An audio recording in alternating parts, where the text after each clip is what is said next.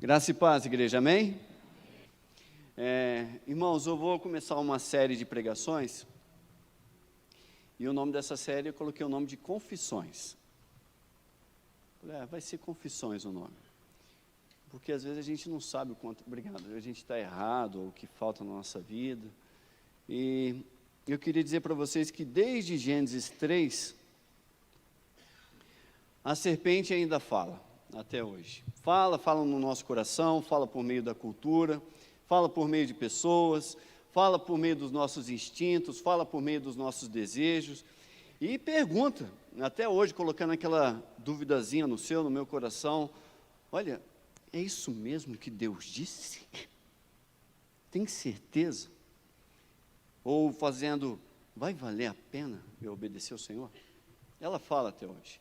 E muitos rejeitam, odeiam Deus por pensar de uma forma deformada realmente sobre o que Deus de fato é e como Deus se apresenta, porque Deus é o que a Bíblia diz, não o que os homens pensam. E Deus é um Deus gracioso, Deus é um Deus amoroso, Deus é um Deus cheio de graça, desde Gênesis 3, 1, 2, 3, sempre foi. E antes mesmo de você descobrir, ou talvez se identificar com alguns pecados que eu vou colocar aqui, eu quero que você perceba que antes mesmo de você ter percebido em si mesmo, Deus já sabia disso, que isso já existia na sua vida. E entenda que Deus mesmo assim o amou. Porque às vezes você vai olhar, poxa, eu sou tão ruim, eu não presto. Presta, Deus te amou. Você não se tornou pecador no momento que se descobriu, você já era. Você só entendeu agora. Deus o amou antes mesmo que você percebesse em si mesmo o seu pecado. Ele te amou. 1 João 4,19 já fala, nós o amamos porque Ele nos amou primeiro. É por isso. Talvez, pelo que eu vou trazer aqui, você vai estar percebendo alguns pecados. E se Ele não o tivesse amado, você não estaria aqui. Se Ele não tivesse amado, nós não o teríamos amado. Então, uma coisa é certa, Deus te ama e ponto. Estão firme nisso? Tá bom, segura, valendo. Como em Gênesis 3, sempre há uma serpente nos questionando. É por meio de celulares, é por meio de rodas de amigos, é por meio dos escritos, é por meio dos nossos desejos. Ela continua. A serpente ainda diz, irmãos, prove só um pouquinho. Não vai ser muito, não vai dar em nada, vai ser rapidinho. Depois você volta. E assim que o pecado entrou no mundo, foi triste, mas Deus, amando, ainda apresentou um plano de salvação. E a mensagem desde Gênesis 3 é o arrependimento, é o perdão em Cristo. Cristo sempre foi a mensagem. Então, por meio dessa mensagem de Cristo, aqueles que estão aqui presentes, hoje eu vou colocar justamente isso. Olha, o que Cristo quer de nós? O que Ele espera de você? Uma vez que você está aqui, você está em resposta a esse amor dEle, então hoje começaremos a retirar a viga dos nossos olhos. E ainda dentro dessa campanha que diz que estamos buscando intensamente o Senhor, que nos santifica e nos restaura, eu vou apontar justamente sobre a santificação e a restauração, e o intuito é justamente uma prevenção contra a hipocrisia nas nossas vidas. Mateus 7, de 3 a 5, já foi dito, Jesus já falou, olha, por que você repara no cisco do olho do seu irmão e não se dá conta da viga que está no seu próprio olho? E o texto vai continuar e ele vai dizer, hipócrita, tira primeiro a viga que está no seu olho, e então você verá claramente para tirar o cisco do olho do seu irmão. Eu quero isso, que vocês consigam ver claramente para tirar o cisco do olho do irmão. E para isso, tiremos a nossa viga. Ora agora para que realmente o Espírito Santo, por meio da palavra, olha, atinja você e que você mesmo consiga perceber a viga, o mastro, a trave que está nos seus olhos. E venha identificar ali fraquezas pessoais, certo? Que fazem parte ali da jornada cristã. Em nome de Jesus. Porque nominar pecados faz parte da jornada da fé em Cristo. Faz parte. Gálatas 5:1 diz que foi para a liberdade que Cristo os libertou. Portanto, permaneçam firmes, não se deixem submeter novamente ao jugo da escravidão. Então, Jesus te libertou. E quando a gente tira a trave dos nossos olhos, Jesus está te libertando cada vez mais da escravidão do pecado. E eu sei que muitos aqui presentes querem ser felizes, querem a felicidade, mas, por vezes, a felicidade pode até parecer liberdade, mas toda felicidade é boa. Às vezes você está feliz, com uma trave nos seus olhos, em comunhão com o seu pecado. Quando não vemos bem, irmãos, a gente tropeça, a gente dá canelada, a gente se machuca, a gente bate na quina, a gente bate com o nariz, arrebenta o dedinho nas beiradas da vida, né? É sofrimento, é olho roxo, é tudo. E quando a gente aplica essa retirada da viga, faz com que a gente consiga enxergar com mais clareza nos seus olhos, a trave, começar a enxergar isso. Peça perdão, arrependimento, santifique-se. Esse é o caminho do cuidado que Deus tem com você. É o caminho. Não é um tom condenatório. O que queremos aqui é realmente a purificação das nossas vidas para a glorificação do nosso Senhor. E nascemos para glorificar a Deus em nossas ações. Nascemos para isso. Obviamente, não somos totalmente bíblicos, falhamos, erramos. Porém, isso ressalta o grande amor que Deus tem conosco. Mesmo não sendo perfeito, Deus ainda nos ama. E a competência? É zero que temos. Efésios 2, de 8 a 9, já vai dizer que somos salvos pela graça. Zero competência nossa, não tem obra nenhuma que venha falar, uau, esse cara merece ir para o céu. A vida do crente deve ter a realização em glorificar a Deus e não glorificar objetivos pessoais. Então, o que eu estou querendo apresentar para vocês é justamente isso, tirar as traves dos olhos, para que os irmãos andem numa santificação, num desenvolvimento de santificação, cujo propósito mais, e por último mesmo, o último degrau é a realização dos seus desejos. O primeiro instante é a glorificação de Deus por meio da conduta da nossa vida. Esse é o objetivo número 1. Você nasceu para isso. Eu nasci para ser vencedor. Eu acho que deve ter até música assim, né? Puxa vida, nem lembrava disso. Vocês nasceram para glorificar a Deus. Sendo vencedor, perdedor, injustiçado ou não. O que importa é glorificar a Deus. 1 Crônicas 16, 10 já diz, glorifiquem-se no seu santo nome. Então, temos que glorificar a Deus. 1 Crônicas 16, 24 a 25, anunciem a sua glória entre as nações. Pois o Senhor, aí lá no versículo 25, é grande e muitíssimo digno de louvor, ele deve ser mais temido. E hoje o pessoal só prega que a glória é para você, né? A glória é para Deus, irmãos. E é isso que eu estou querendo alinhar, nossas vidas, como igreja, a nossa conduta em glorificação ao Senhor. Então, certamente teremos umas tristezas aqui, mas é tristeza de qualidade, tristeza boa. E o intuito dessa série de pregações é ajudá-lo na compreensão das suas fraquezas, dos seus pecados. É a libertação da escravidão, ainda que inconsciente.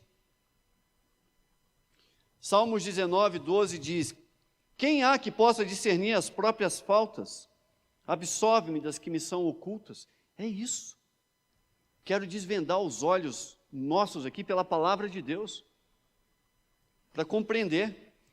E eu não quero aqui desmotivar ninguém, mas eu quero apontar justamente o caminho da purificação, da santificação, o caminho da glorificação do Senhor, o caminho da liberdade do pecado. 2 Coríntios 7, 10 diz, A tristeza, segundo Deus, não produz remorso, mas sim um arrependimento que leva à salvação. A tristeza, segundo o mundo, produz o quê? Morte. Então, uma coisa é certa. Se a gente veio aqui pregar e você saiu triste, a tristeza de Deus não mata. A tristeza de Deus não vai matar você. A questão não é se ficaremos tristes nessa vida ou não, porque ficaremos.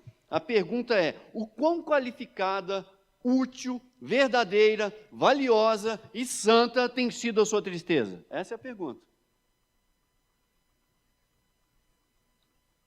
E hoje vamos falar sobre um pecado. E talvez alguns vão dizer assim, poxa, fiquei triste, olha, eu tinha esse pecado. Mas é tristeza boa, de qualidade. Hoje eu vou falar sobre o pecado da negligência. Mateus 5:29 diz, se o teu olho direito o fizer pecar, arranque-o, lance-o fora. É melhor perder uma parte do seu corpo do que todo ele ser lançado no inferno. É importante dizer umas coisas óbvias aqui, né? Estou reforçando aqui que eu não estou incentivando a mutilação para ninguém, tá? Nem a Bíblia nunca incentivou. Tá bom? Nem todo o texto da Bíblia ele é normativo, ele é regulamentar, ele está regulando alguma coisa, ele é regimental. Não, não. É só demonstrando. A ênfase aqui cai sobre vamos dizer assim, a preocupação, a extrema importância que o Senhor Jesus dá à santidade e à busca séria de não pecar. Ele está dando importância a isso. É a seriedade de você viver na libertação do pecado. Então, vamos para a negligência, para o desprezo ou para a omissão, não sei como é que você chama.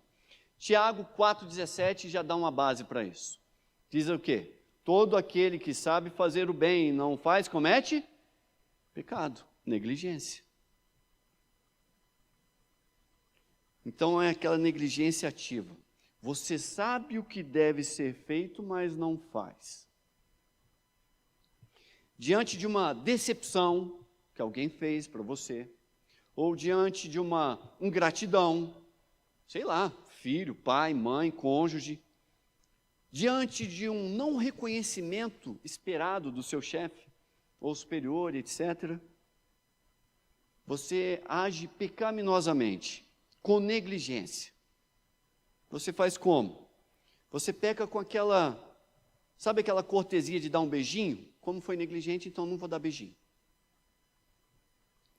Foi suprimido. Sabe porque eu fui decepcionado, antes eu levava um lanchinho, dessa vez não vou nem oferecer. Foi cancelado. Foi insultado. Sabe quando a pessoa lhe decepciona, você fala, nem o meu sorriso merece. Preciso fazer um bico aqui para mostrar que não estou feliz. Cumprimentar? Não, não merece, errou comigo. Abraçar? Nem. Pecado da negligência. Romanos 12:21 já diz, não se deixe vencer o mal pelo mal, mas vence o mal com o bem. Paulo já estava alertando isso. No 12:17 ele vai reforçar, olha, não retribua ninguém mal por mal, procurem fazer o que é correto aos olhos de todos. Aí, não só Paulo fala isso, Pedro também vai dizer em 1 Pedro 3,9, não retribuam mal com mal, nem insulto com insulto, ao contrário, está dizendo, fiquem na sua, é isso que está falando? Não, não cheira nem fede. Não está falando isso, ele está falando para você ser ativo, bendigam, oh maravilhoso de Deus, como é que você está? Então não há espaço aqui para você negligenciar, ser omisso, se calar. Não, tem que ser ativo. E aí o texto continua. Pois para isso vocês foram chamados. Vocês estão cumprindo esse chamado? Eu vou dar só um gelinho para ele aprender. Chamado do inferno, rapaz.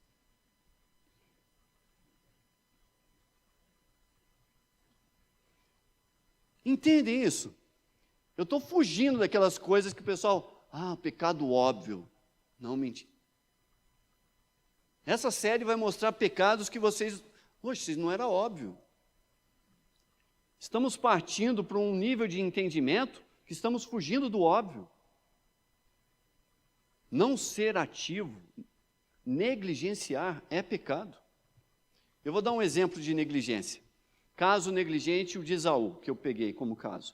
Em Gênesis 25, de 29 a 34. Vou fazer um resumão. Não vai postar aí, não. E aí, Esaú chegou da caçada, cansado, morrendo de fome, faminto. Só queria realizar os seus brutos desejos, impulsos, a vontade do seu estômago. Cansado, né? Todo mundo que quer cansado quer uma massagenzinha no pé, é ou não é? Quer aquela comida especial pronta na hora.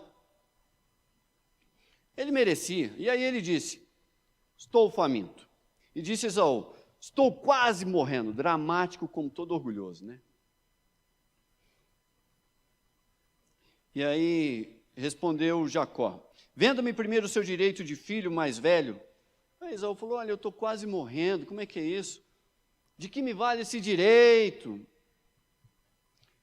E está mais ou menos assim, olha, de que me vale isso no futuro? Está doendo agora, está ruim agora, é agora que eu quero. A vida é agora, eu tenho que saciar os meus desejos, eu tenho que realizar minhas vontades, eu quero curtir agora. Amanhã a gente vê isso aí. E aí então ele fez o juramento, vendeu seu direito de filho mais velho a Jacó. Então Jacó serviu a Esaú pão com um ensopado de lentilhas. E o diabo faz da mesma forma até hoje. E aí, talvez você que é adolescente, jovem, adulto aqui presente, casado, solteiro, a serpente vem e diz, olha, venda-se, eu pago bem. E aí você, puxa vida, estou com uma vontade. E aí o diabo diz assim, bebe esse ensopado, embriague-se, prostitua-se, cheire pó, dá uma fumadinha, deite-se no pecado comigo. E você, achando que isso é vida, está lá, andando de mão dadas na escravidão do diabo, achando que isso é liberdade. E como Esaú você pensa, benção que nada, a vida é agora, eu tenho que saciar os meus desejos, eu tenho que realizar a minha vontade, sou livre, não é assim que o pessoal fala? Foi então que Esaú comeu, bebeu, levantou, se foi, e assim Esaú desprezou o seu direito de filho mais velho. Sabia o que era certo, mas ele desprezou. Ele sabia o que deveria fazer, mas ele negligenciou. Você peca, se levanta como Esaú e assim vai para longe de Deus. De estômago cheio, realizado. Mais tarde, não postei isso aí está em Hebreus no capítulo 12, vocês vão ver isso. O autor falando, olha, ele quis aqueles direitos de volta, ele se arrependeu, mas já não achou lugar para o arrependimento. Ainda que com lágrimas estivesse buscando. Ele queria posteriormente herdar a bênção novamente, buscando arrependimento, embora ele pedisse com lágrimas, chorando, perdoa-me, e já não pôde encontrar. E quando quis obter a herança novamente, ele não encontrou possibilidade de mudar a decisão que anteriormente já tinha feito. E aí, outras versões dizem que ele buscou diligentemente, com muitas lágrimas, mas já não podia encontrar arrependimento. Cuidado, porque às vezes a mensagem que a gente está entregando aqui para você, você fala, depois eu faço, e depois talvez seja tarde demais. E aí você vai querer se arrepender e a oportunidade realmente passou. Tenho visto irmãos assim. Não desejo que passem pelo que Esaú passou. Não desejo. Que Deus nos livre disso. Desleixo, outro tipo de negligência, ou seja, pouco atento, desprezo em relação aos mandamentos do Senhor. Sabe os mandamentos de Deus, mas dá as costas para os mandamentos do Senhor. Todos nós, por vez por outra, a gente vai vacilar nos mandamentos de Deus. Mas a questão é, Quando você vacila, você está pensando, mas será que Deus vai retribuir só dessa vez? Eu vou tentar mais uma vez, vai que Deus não retribui. E diferentemente de um incrédulo, agnóstico, ateu, que tem aquele estilo de vida que vai conduzindo como se a sua existência estivesse completamente dependente de Deus, ele nem pensa em Deus na sua forma de agir. Alguns cristãos, da mesma forma, dirigem as suas vidas com esse pensamento ímpio. Vão vivendo desconsiderando completamente Deus. E às vezes vêm aqui dentro e leem os versículos e abrem as Bíblias e lê todo dia Salmo 91 e lê todo dia Salmos 23, eu sei lá qual é o salmo da preferência. E talvez Deus está dizendo, como em Salmo 50, 16 a 17, ele fala, mas ao ímpio, quem é o ímpio aqui? A quem Deus chama de ímpio? Que direito você tem de recitar as minhas leis e ficar repetindo a minha aliança? O ímpio está na igreja, o ímpio recita as leis de cor, o ímpio sabe da aliança. E no versículo 17, pois você odeia a minha disciplina e dá as costas à minha palavra. Como? Sabe aquela orientação que Deus deu? Que chegou ao seu coração? Você diz assim, não, hoje não, eu vou pular essa aí, estou cansado. Salmos 10, 4 diz, em sua presunção, o orgulhoso, né? O orgulho, o ímpio não busca, não há lugar para Deus em nenhum dos seus planos. Ele vive como se Deus não existisse. Não considera Deus em nada da sua vida. O ímpio é soberbo, não quer saber de nada do assunto do Senhor. Deus não existe, é tudo que de fato ele pensa. É um presunçoso em seus pensamentos. E eu chamo a atenção agora porque muitos de nós seguimos a nossa vida cristã de forma desatenta quanto às ordenanças do Senhor. De forma despreocupada. Hebreus 2, de 1 a 3 diz assim, é por isso, falando aos crentes, não é para o mundo. Por isso, é preciso que prestemos maior atenção. Ei, está dando ênfase aí, ó. Plantão do jornal, já viu? É importante, nota oficial, fato relevante. Nós, crentes, devemos dar maior atenção. E aí o texto continua, o que temos ouvido, para que jamais nos desviemos. Maior atenção. Não é pouca atenção. Não é desatento. Porque se a mensagem, no versículo 2, transmitida por anjos, provou a sua firmeza, ou seja, prova que está valendo, os anjos são testemunhas disso, de toda transgressão e desobediência recebeu a devida punição, como escaparemos nós se negligenciarmos tamanha salvação? Será que você não está vivendo nessa negligência contra a palavra de Deus? E você tem a presunção de achar que vai escapar? Vivendo como um ímpio? João 14, 21 diz, o Senhor falou, aquele que me ama será amado do meu Pai, e eu também amarei e me revelarei a Ele. Quem? Quem tem os meus mandamentos. Quem tem os meus mandamentos e obedece, esse é o que me ama.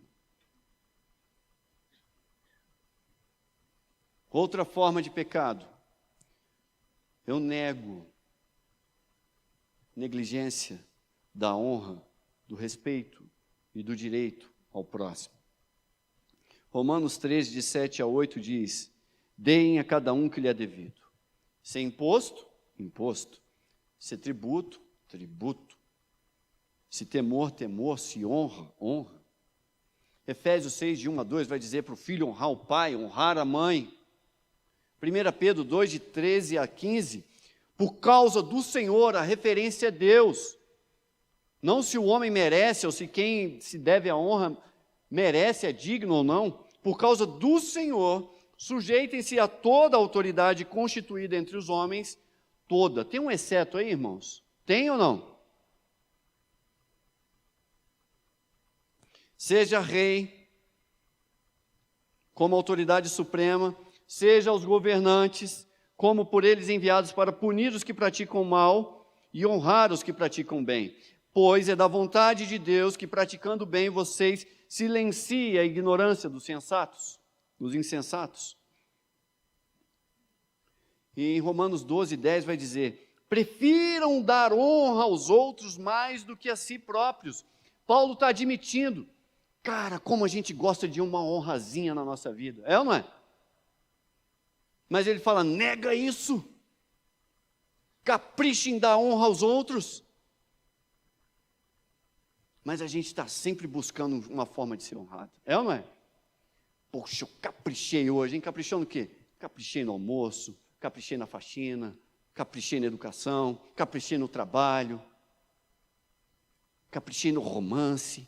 Ah, vai vir um obrigado aí.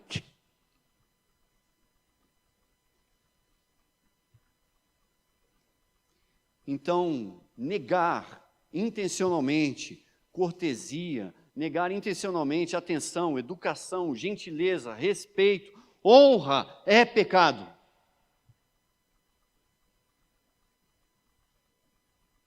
Outra negligência, uma desconsideração completa quanto ao anúncio do evangelho aos outros que estão à sua volta. É aquele crente, quando eu era criança, assistia muito aquele filme, Crente 007. Ninguém sabe que é crente naquele lugar. 2 Timóteo 4:2, Paulo vai falar para pregar, falar constantemente. Anuncie, irmãos, orem para Deus dar oportunidade. Tempo, fora de tempo. Ah, a religião não se discute. Só se for no inferno que não vai discutir. O evangelho se proclama, o evangelho se vive, o evangelho se prega. Fale de Jesus e o que ele fez na sua vida. Ah, eu não sei. Fala, beleza, então conta o seu testemunho. O que Cristo fez na sua vida? Fala, eu não tenho como lhe responder, mas eu posso dizer o que Jesus fez na minha vida. Conte a sua história. Conte a história de Jesus. Outra negligência, esquecer de dar graças a Deus. Murmuração, Efésios 5:20. Dando graças constantemente a Deus Pai por todas as coisas em nome do Senhor Jesus Cristo. Está escrito assim, dando graças eventualmente. Está escrito isso aí? Quando você lembrar, é isso? Quando der certo aquela promessa sua, quando passar o sofrimento, é graça constante em nome de Jesus. Deus, obrigado pelo alimento, pela vida, pelos irmãos, pela igreja, pelo básico. Constantemente, ou seja, sempre, cotidianamente, em todos os momentos, sempre, sempre, sempre e mais. Passa algum dia na sua vida sem agradecer a Deus? Se sim, é pecado.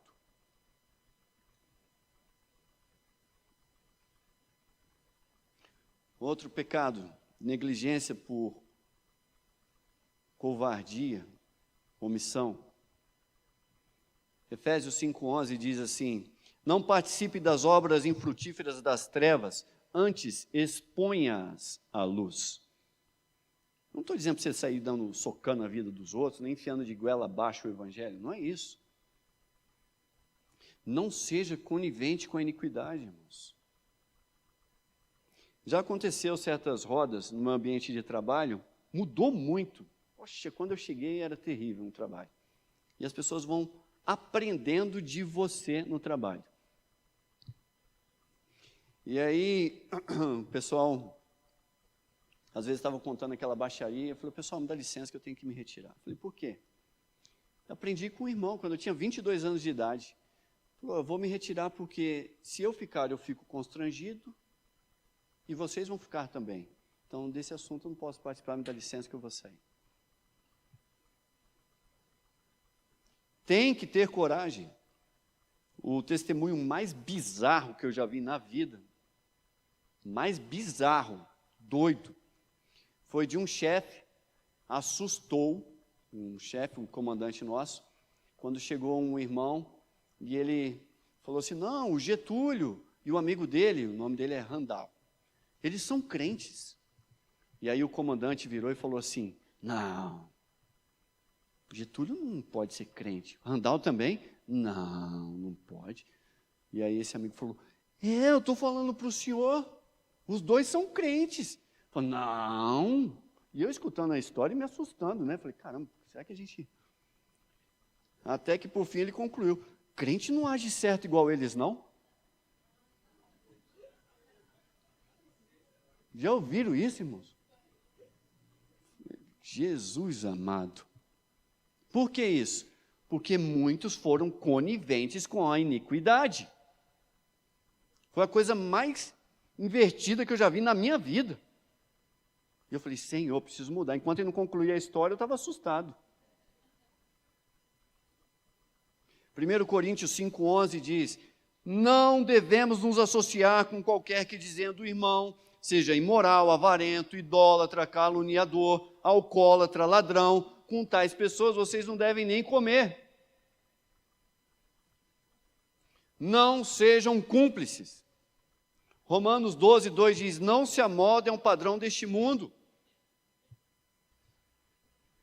Não, peraí, pastor, eu não posso me reunir com quem é imoral, avarento, idólatra? Não, é aquele que se diz irmão e age assim. A esses aí eu vou evangelizar, eu vou pregar, vou me preparar. Irmãos, até hoje,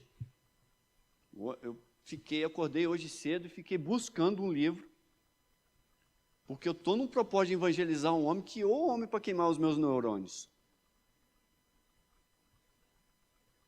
Temos que evangelizar. O cara não é crente. Eu falei, Deus, me dá sabedoria, porque eu não estou conseguindo, não. Tem alguém que você tem se aplicado na palavra do Senhor, ou você tem sido omisso e negligente? Salmo 50:18 diz, você vê um ladrão, puxa, olha esses salmos, irmão. Você vê um ladrão e já se torna seu cúmplice. Com adúlteros, você se mistura. Você já apoiou, apoia, anda junto, corre junto, faz o mesmo, ou se estabelece como, ou vive naturalmente com algum destes que eu citei aí, ladrão, alcoólatra, avarento, caluniador, adúltero. O crente tem que ser diferente do ímpio, tem que ter uma postura corajosa. O crente tem que ser ali, como diz em Isaías 33:15, aquele que anda corretamente, aquele que fala o que é reto, aquele que recusa o lucro injusto, aquele cuja mão não aceita suborno, aquele que tapa os ouvidos para tramas de assassinatos, que fecha os olhos para não contemplar o mal, que sai, que não se mistura, que anuncia, olha, eu sou de Cristo.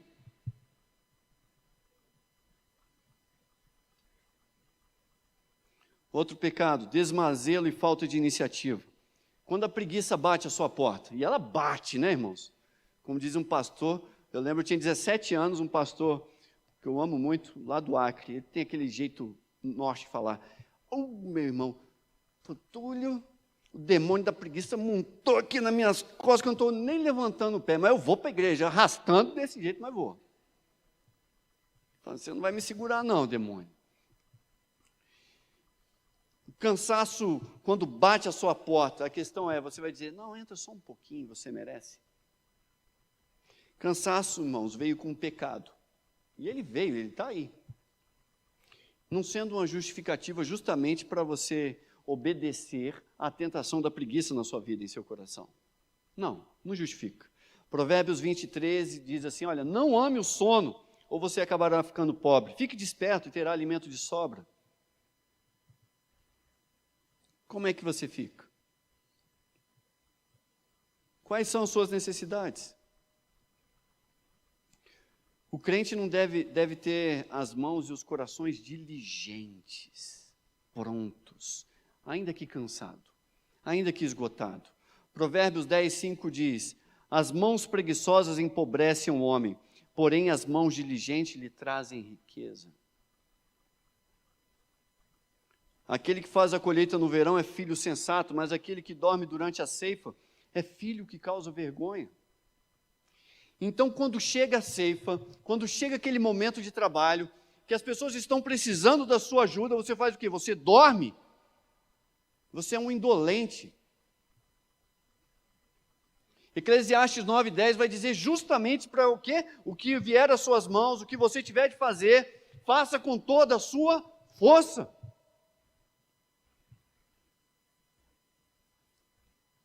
E o que dizer quando a preguiça vem ali junto com a covardia? Ah, não, estou cansado demais. Hebreus 3, de 13 a 14 diz, pelo contrário, encoraje-se uns aos outros todos os dias. Não, vai dar trabalho demais, não quero falar não, vou ficar na minha, estou cansado. E é para quando? É agora, dá tempo, irmãos. É hoje. Às vezes eu tenho que falar meia-noite, 1h da manhã, 3 horas, 6. Não tem hora para falar. Está cansado? Tá, mas tem que fazer. E o objetivo? Temos que exortar uns aos outros, para quê? Para que não sejamos endurecidos pelo engano do pecado. E quantos de nós já foram endurecidos pelo engano do pecado, por essa covardia, juntamente com o cansaço e a preguiça, com o desmazelho e a falta de iniciativa, e nos rendemos, falando, não, está muito tarde, hoje eu não vou falar não, ih, vai dar um trabalho isso. Outra negligência, inobservância da ajuda. A arrogância vai fazer com que você coloque toda a segurança da sua vida no seu saldo bancário, no seu salário, nos seus dividendos, e você não quer dividir a segurança da sua vida com os outros. 1 Timóteo 6:17 diz, ordene aos que são ricos no presente mundo que não sejam arrogantes. Mas o que tem a ver isso? E nem põe a sua esperança na incerteza da riqueza, mas em Deus, que tudo nos provê ricamente para a nossa satisfação. Romanos 12, de 10 a 13, diz, dediquem-se uns aos outros com amor fraternal. Como é que é isso? E aí ele vai desenvolver o texto dizendo, olha, nunca falte o zelo. Como assim? Compartilhem o que vocês têm com os santos em suas necessidades. Pratiquem a hospitalidade. Você tem dividido o que Deus tem lhe dado, ou você tem negligenciado isso?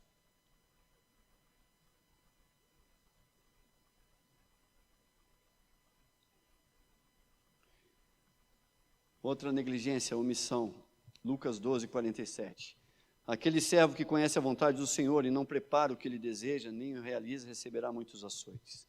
Há felicidade, irmãos, em seguir Jesus, e muitas. Ele deu exemplo na atenção aos mandamentos de Deus. João 13, de 15 a 17, ele falou, eu deixei o exemplo para vocês. A coisa é séria, façam como eu lhes fiz. Ele está dizendo assim, ó, não neguem, pratiquem. A felicidade está na prática do exercício cristão, praticar, glorificar a Deus em todas as situações. Busquem mais a semelhança a Cristo.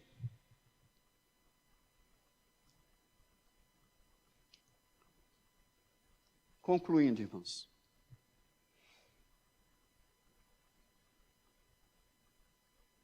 Nas necessidades, nas descobertas de comunhão, pratique. Talvez você, não, eu prefiro o culto online, por quê? Você não quer se envolver. É mais fácil. Aí você negligencia a ajuda a um irmão, o pão, a carona, o combustível, o jantar, um café. Não seja negligente com o que o Senhor propõe. Talvez você evite aí células, você evita a comunhão, você está evitando tudo isso. Mas o entendeu que está, às vezes, no pecado da negligência. E aí alguém pode lhe pedir alguma ajuda, de alguma forma, e você diz, não, não vou fazer isso não. Provérbios 11:25 vai dizer assim, olha, quem dá alívio aos outros, alívio receberá. Mas o mundo só quer ser aliviado. É ou não é? A situação não mudou? Talvez. Saiba, irmãos, que haverá um julgamento. Eclesiastes 12:14 já nos diz isso. Mas mesmo que Deus venha julgar tudo isso, entendam que Deus é misericordioso. Hebreus 4,16 diz: assim sendo, aproximemo-nos do trono da graça com toda a confiança, a fim de recebermos misericórdia e encontrarmos graça que nos ajude no momento de necessidade. Ah, pastor, tanta coisa errada eu vi, então peça perdão. Jesus já te ama e Ele está pronto para lhe perdoar a respeito dessas coisas. Talvez você identificou, Deus, é muita coisa que eu tenho que melhorar. Então ore, Senhor, capacita-me. Quero ser agradável.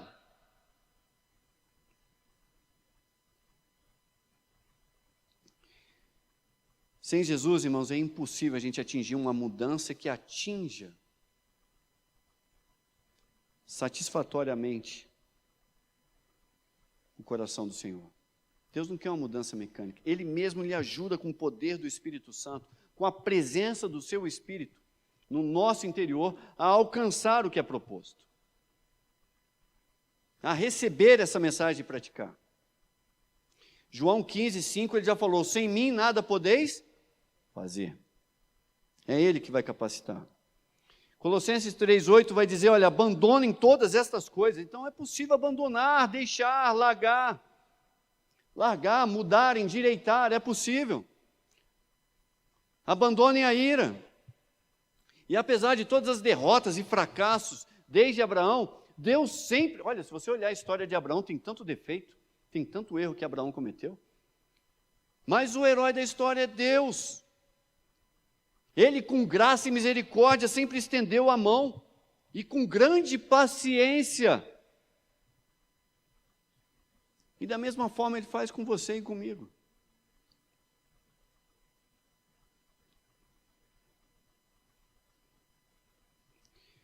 Então, o que eu queria, irmãos, João 15:7 diz: se vocês permanecerem em mim, as minhas palavras permanecerem em vocês, pedirão o que quiserem, e será concedido. Talvez aí está a condicionante. Talvez aí é o que falta para Deus ouvir e lhe dar a resposta. Você tem negligenciado a palavra do Senhor? Pense. Negligência, desconsideração. Tiago 4,17, quem sabe fazer o bem e não faz, comete pecado. Omissão, incúria, indolência, inobservância, desleixo, desmazelo. Gálatas 6,10, façamos o bem a todos, especialmente os da família da fé. Não cabe isso aí não. Você tem a oportunidade de mudar isso, e é hoje, a começar de hoje. Fomos chamados para isso, irmãos. E a glória é para Deus. Toda forma de aconselhamento, de pregação, deve ter como objetivo levar o ouvinte a ser salvo pela graça de Jesus e a viver uma vida que glorifique a Deus.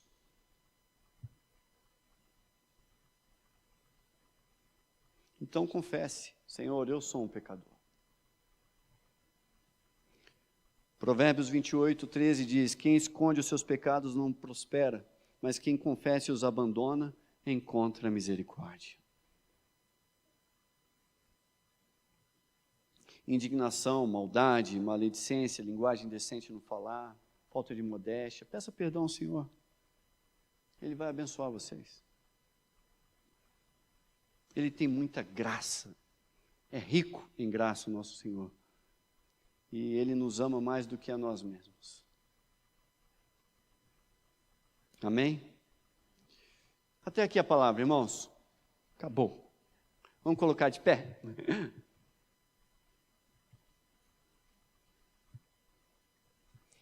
Curva a sua cabeça aí, peça para o Espírito Santo revelar uns momentos. Senhor, talvez você vai ter que ouvir essa pregação mais uma vez. Ela foi bem prática, mas é muita coisa, muita informação. E eu quero que você receba, confesse o seu pecado aí. E receba o perdão de Deus. Ele está pronto a perdoar. Ele já sabia que você era assim, que eu era assim. E Ele não se afastou. Ele está apresentando a palavra como caminho. Isso é uma expressão do seu amor. Pai Celeste, que a palavra pregada aqui seja implantada nos nossos corações hoje, Pai. E que essa palavra venha frutificar e glorificar ao Senhor, em nome de Jesus, em nossas vidas. Pai, quebra toda forma de negligência, de comodismo, ó Pai, no meio da Tua igreja. Tira de nós, ó Senhor, o desleixo com os mandamentos, ó Pai Teu, e perdão por isso, em nome de Jesus. Pai, nos move realmente em justa retribuição, nos move, ó Senhor, em honra. Pai, nos move no direito, ó Pai, àquele que está do nosso lado e sobre nós, ó Deus. E queremos ser verdadeiros luzeiros, ó Senhor, neste mundo. Fomos chamados para isso. Nos impulsiona, ó Pai, na pregação do Evangelho de Cristo Jesus cada vez mais. Que haja gratidão constante em nossas vidas. Todos os dias, em todo momento. Toda forma de omissão, ó Deus. Toda forma de covardia, ó Pai, seja substituído pela valentia dos profetas do passado tiveram, ó Pai. Em nome de Jesus, todo desmazelo, ó Senhor, falta de iniciativa, ó Pai, sejam derrubados. Que sejamos aqui, ó Senhor, filhos realmente diligentes, diligentes na fé, diligentes na cultura, ó Senhor, diligentes na conduta, ó Pai, em nome de Jesus. Dobre, ó Senhor, os nossos corações. Converte, ó Senhor, os nossos bolsos, realmente, na ajuda ao próximo, com hospitalidade, com recursos, com contribuição, ó Deus. Neste sentido, ó Pai, o que espero é que, agindo assim, venhamos glorificar o Teu nome. Atende-nos, ó Senhor, em nome de Jesus. Que a Tua palavra habite ricamente em nossos corações, ó Deus. E talvez aqui o que falta é isso. E alguns chegaram com seus pedidos, com seus desejos, ó Deus. E agora, ó Pai, aprecia o desejo de cada um. Dê-lhes, ó Senhor, a resposta, ó Pai. E responda-nos por misericórdia, ó Deus. Obrigado pelo Teu grande amor, a Tua grande graça e a Tua misericórdia. Porque sem ela, não estaríamos aqui. Não teríamos ouvido a Tua palavra, não estaríamos juntos. Obrigado, Senhor, em nome de Jesus. Amém. Irmãos, pensem, quantas foram as falhas de Abraão? Passem lá em Gênesis e vocês vão ver coisas terríveis. Contudo, Deus o amou e Deus o justificou pela fé. Atos 17, 24 e 25 diz: o Deus que fez o mundo e tudo que nele há é o Senhor do céu e da terra. Ele não habita em santuários feitos por mãos humanas. Ele não é servido por mão de homens, como se necessitasse de algo. Porque Ele mesmo dá a todos vida, o fôlego e as demais coisas. Eu quero dizer para você que Deus não precisa de nada seu. Ele te dá tudo. Ele não precisa você fazer mais nada para ser amado por Ele. Ele te ama. Apesar dos seus erros, apesar dos meus erros, Ele nos ama. E pelo tanto que Ele nos amou, pelo tanto que Ele nos amou, pelo tanto que Ele nos ama, igreja, por favor, empenhe-se em glorificar a Deus com a sua existência. E a graça de Deus vai capacitá-los. Amém? Que o amor de Deus, que nos constrange, que nos salvou, por graça, a graça de Jesus que nos alcançou com misericórdia e nos capacita a ser melhores, e a comunhão dos santos, que nos dá um ambiente para aplicar a palavra do Senhor, que irá conosco até a eternidade, seja com todos, em nome de Jesus, amém. Vão na graça, que Deus abençoe, e que a palavra de Deus esteja com vocês, e Ele vai conceder o desejo dos corações, amém? Vão na paz, igreja. Você pode acompanhar todo o nosso conteúdo baixando o nosso aplicativo ou seguindo as nossas mídias digitais usando o QR Code. Deus te abençoe!